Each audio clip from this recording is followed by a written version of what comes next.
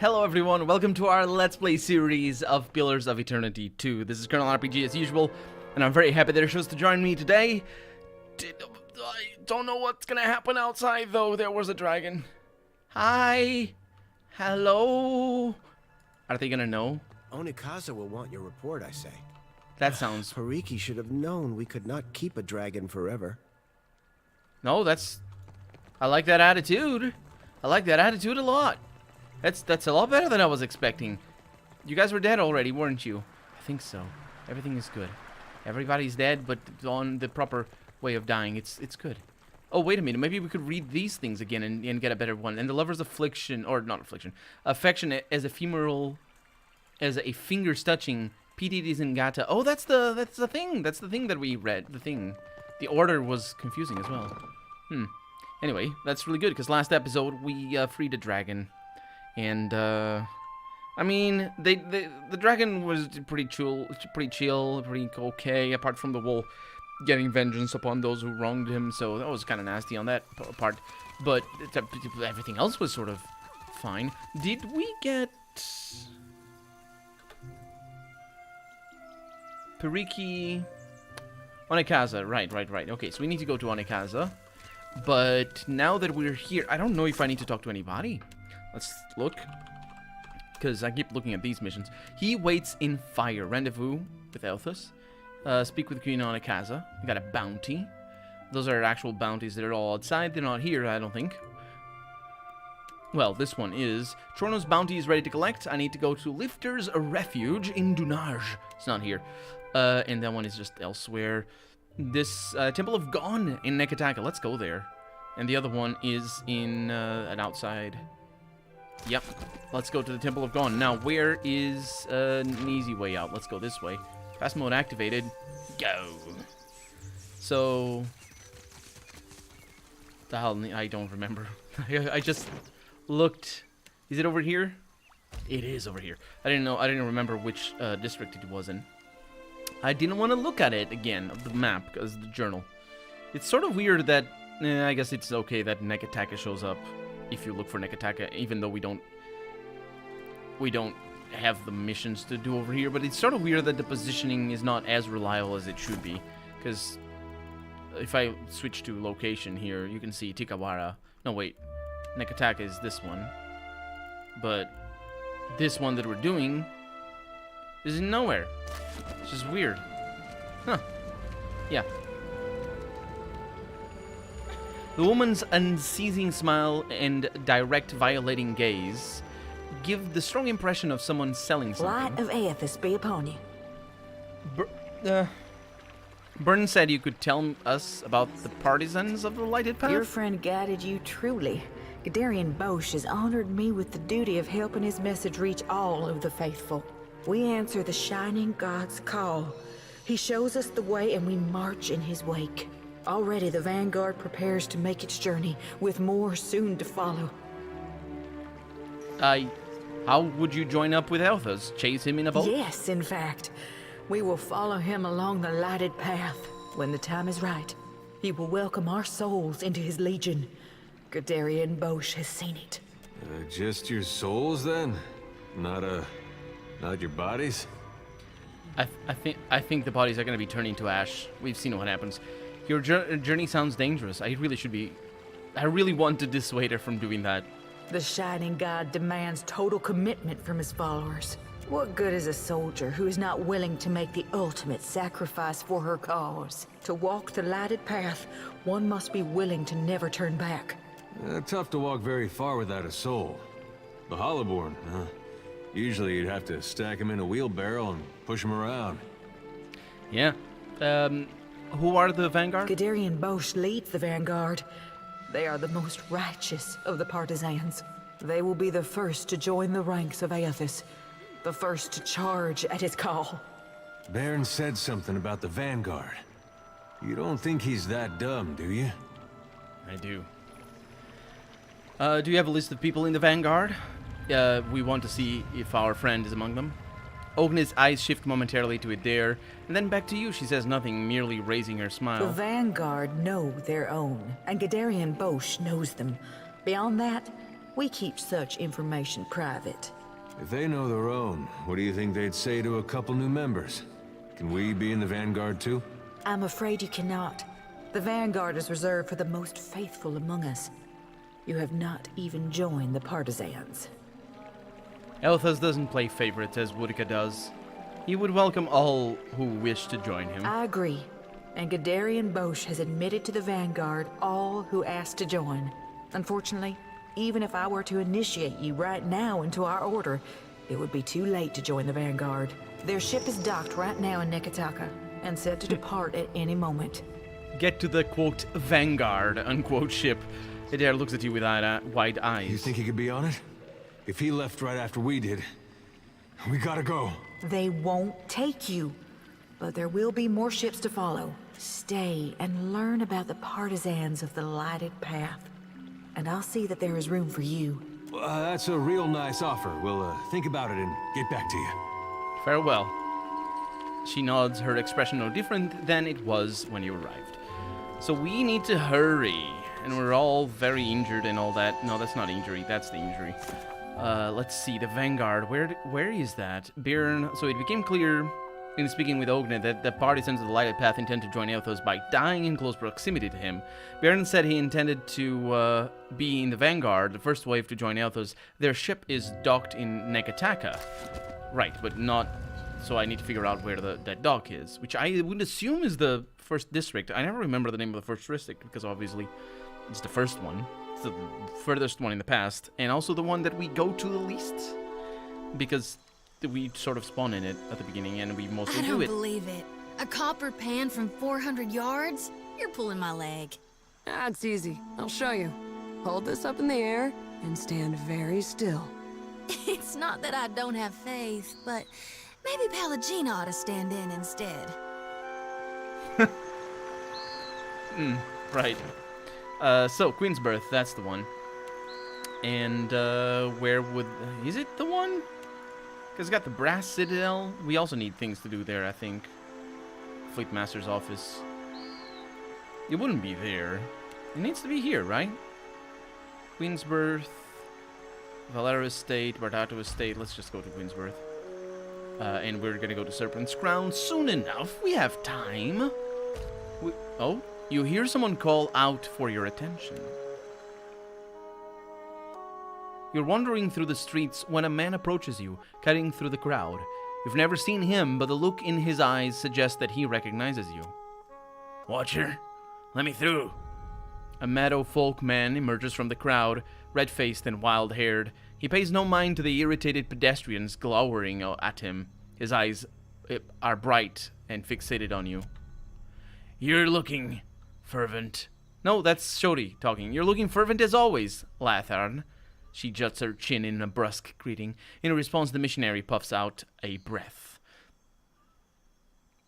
Yeah, Adair likes that. Suppose there was a compliment coming from you.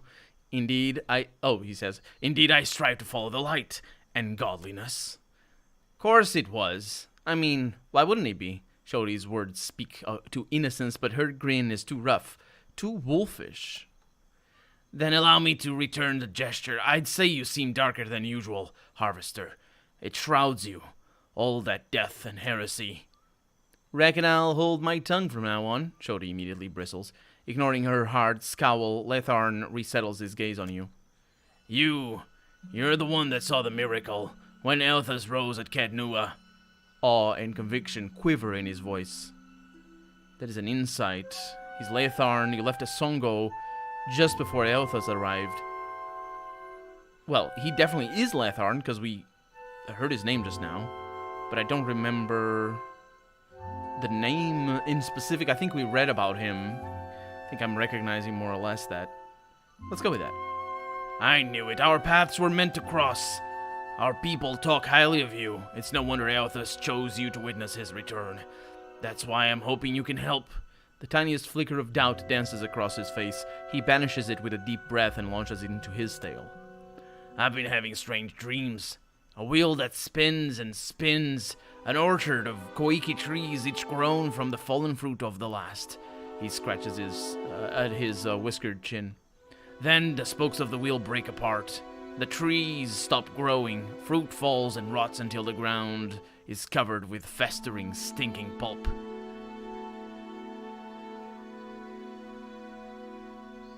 Someone's been snacking before bedtime. Is that how it works? Why are you telling me? I'm gonna ask. He takes a deep breath. In the dreams, I also see you, at the center of the wheel in the middle of the orchard. You were there when Elthas rose, and you seem to follow every place he's been. He works his mouth into a fretful pout as he gets to the crux of his concerns. Elthas has always meant rebirth and redemption, but so much death follows in his wake, both in the Saints' War and now here again. His eyes wide are full of questions. Is this what I sound like? Oh, that was Adair saying, is this what I sound like? And he gives me a guilty grimace. He turns towards Letharn. Friend, I'd love to buy you a drink if it'll help. He shakes his head, the anxiety mounting behind his eyes. I need to know what this means. Please.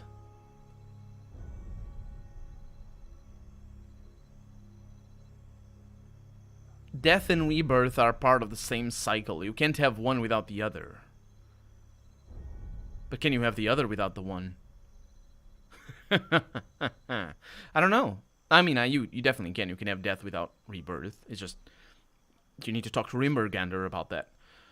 Because he's the one that will eat your soul eventually or something. Yeah, I'll go with that one. But like this? So chaotic, so violent. He shakes his head. My people followed Elthas to war once. Is that... No, that's him. I wonder sometimes if we failed him when we lost, or if we did that the moment we laid hand to blade. Please, you've seen more than anyone. You've got to have some idea of what it all means, and how we make sense of it.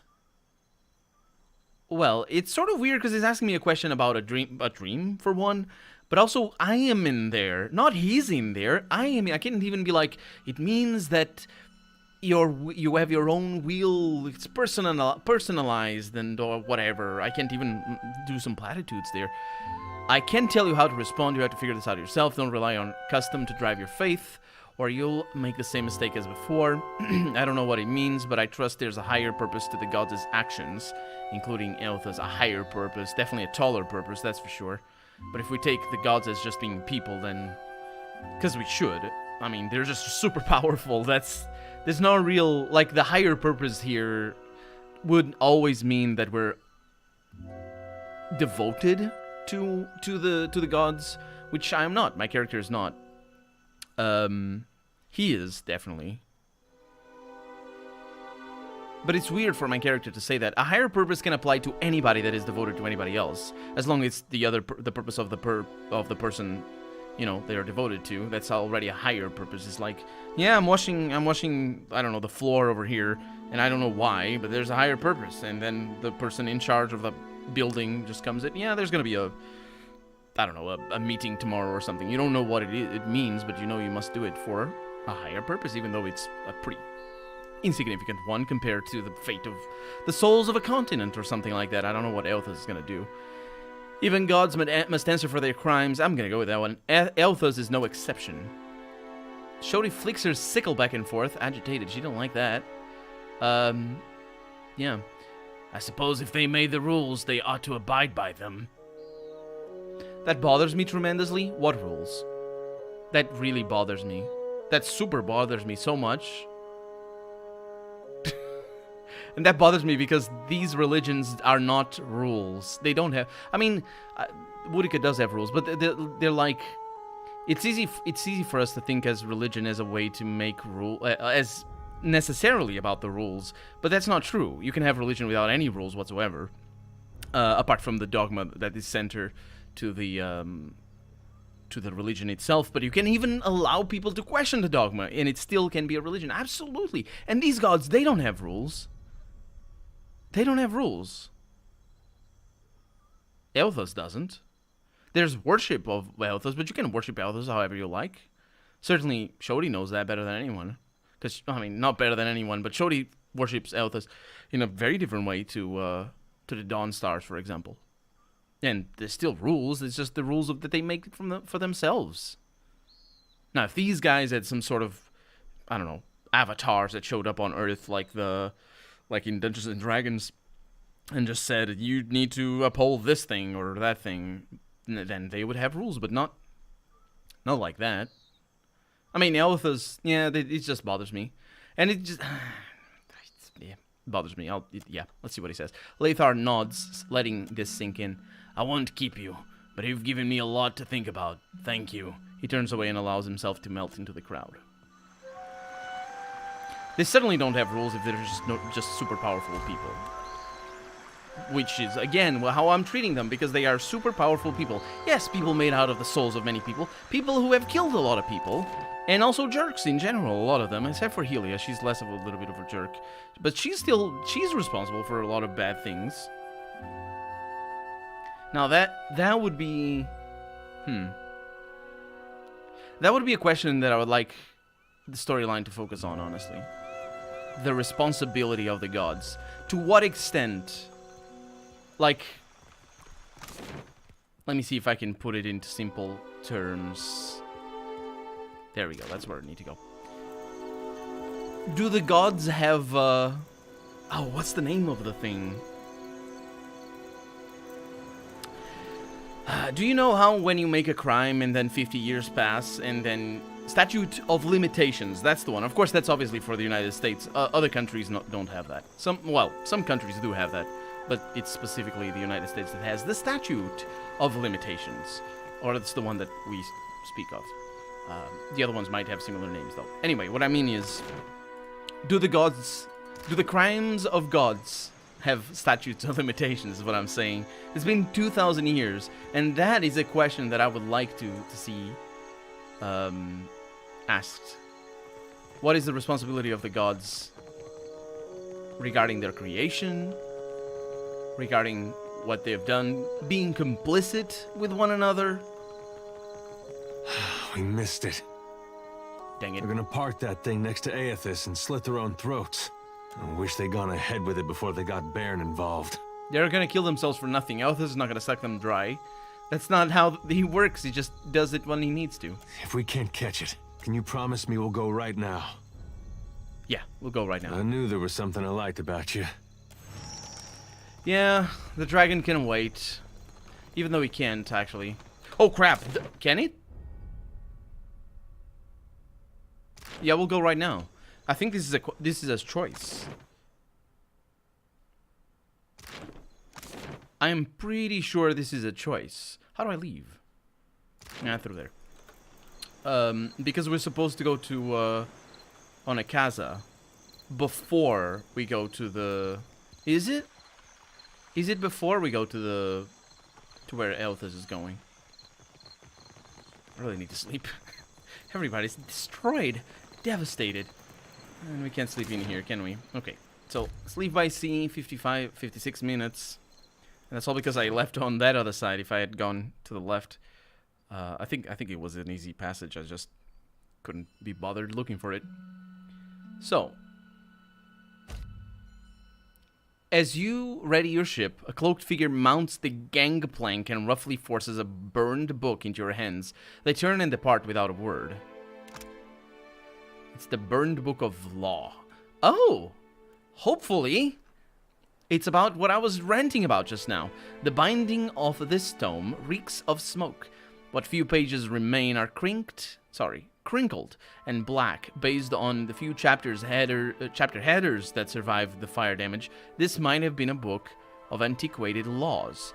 Now it's nothing more than a charred relic of authority. You cracked the spine of the old book, revealing blackened pages of dense, illegible text.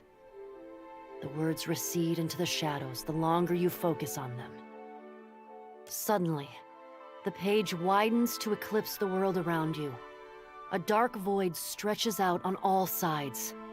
The air full of choking fumes that carry dying embers and curling flakes of ash. I guess it's gonna be Magrin. I'm gonna say nothing. Something stirs in the darkness. An old woman steps forward. Yep. Leering down at you from on high. Her smile is toothy and cruel. Her cheeks warp around it like melted candle wax. I'm so glad that my messenger tracked you down. These days it's impossible to find good help. The queen that was broken, or the queen that was actually, not queen that was broken. That's the broken crown. I can't see. Yeah, it's not Magrin, it's Boudica, of course. Yeah, I don't know why. We saw Magrin before. Yeah. Now Boudica is the worst. She is awful. Boudica, I'm gonna say. Watcher, before you draw your weapon, know that these proceedings are under a banner of peace.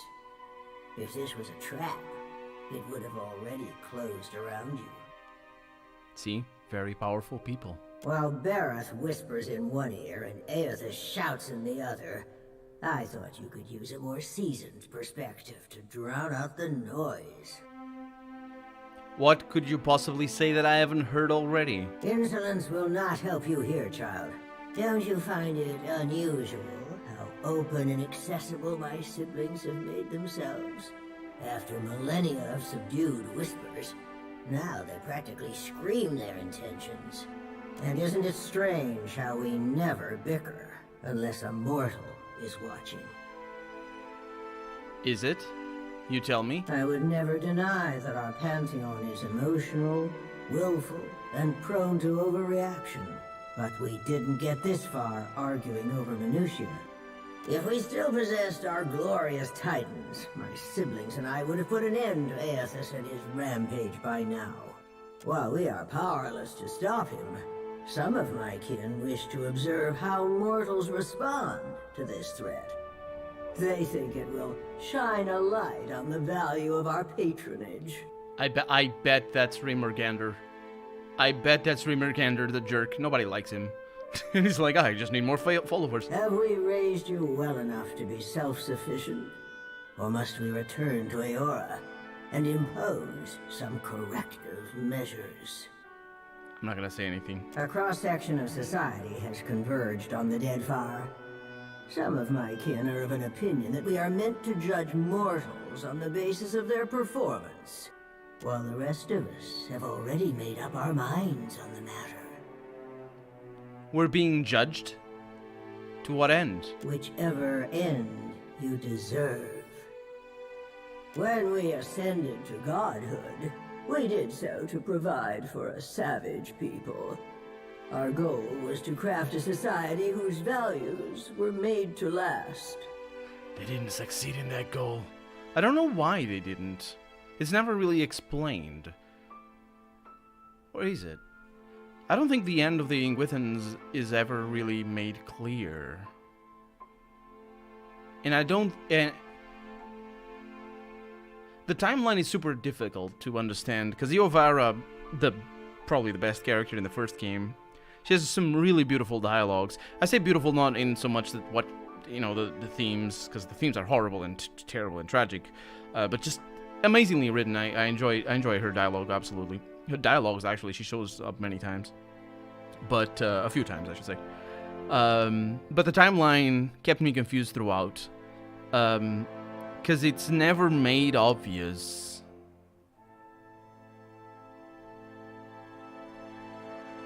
Right. It should be obvious through. I remember. I think I mentioned this at the beginning of the Let's Play, but I'll go back to it. In the first game, it should be obvious that the gods didn't exist while Iovara was alive, and she was fighting. I think she was fighting against the creation of the gods. She has one specific line that I just bumped against and never got past. It's when she says, "The gods are a lie. They're made up. They were made up by the powers that be to control other people." And you can see why that confuses me so much when the game claims that the gods were created by the powerful people to control other people. But this is different. What Iovara says is the gods are a lie. They don't exist. There are no gods. and they are just stories to control other people through the stories. But what happens after is that they literally make powerful beings that are so powerful they can control other people and the universe and a bunch of other things. And so you can see why it's so difficult. It was so difficult for me in the first game to realize that the gods didn't exist while the Ingwithans were alive. Now, I don't know that after the gods were created, the Ingwithans stopped existing for some reason. Their ruin certainly sort of seemed like they just more or less disappeared. So this is just to bring it back. I don't know what society she's referring to, but the first game is not clear on what is going on. But I think I might be alone on that, on the understanding, because I pick on these things. I absolutely pick on these things. You tell me, oh, the gods must obey their own rules. Shut up. They don't have rules. They didn't show us any rules. We don't know that this religion or any religions that exist in this world are rule-based. And there's probably a word for that as well, for religions that are rule-based and for religions that are actually. There's canonical religion. Actually, canonicity. There's a specific type of religion which is about the canon, and there's a specific type of religion that is about rules. And of course, it's all a spectrum and all that sort of stuff. But there's at least one word for one of those sides of the spectrum. Anyway, moving on. Perhaps even a society that had no need of us. A naive fallacy, but one that inspired my optimistic, misguided kin. It bothers me that she doesn't know what a fallacy is. Because that's not a fallacy. It's a naive assumption, or hope. Anyway, it is interesting as well, because her dialogue, you probably noticed that already, is all about just her feeling superior. The naive comment, assuming that the society needed them in the first place. Of course, that's the big question in the first game, and Yovara, the dilemma between Yovara and Theos in the first game is all about that. She didn't believe that society needed gods, and Theos does. But Theos, of course, was responsible for the creation of the gods, as far as I can tell. Anyway, we're out of time for the day, so I will continue my ramblings next time. For right now, I'm Colonel RPG, and this has been Pillars of Eternity 2. I really hope you've enjoyed it, and if you have anything to say regarding the first game, or regarding this subject, I would be more than welcome to hear your take on it. Thank you so much for watching, and I will see you next episode. Bye-bye.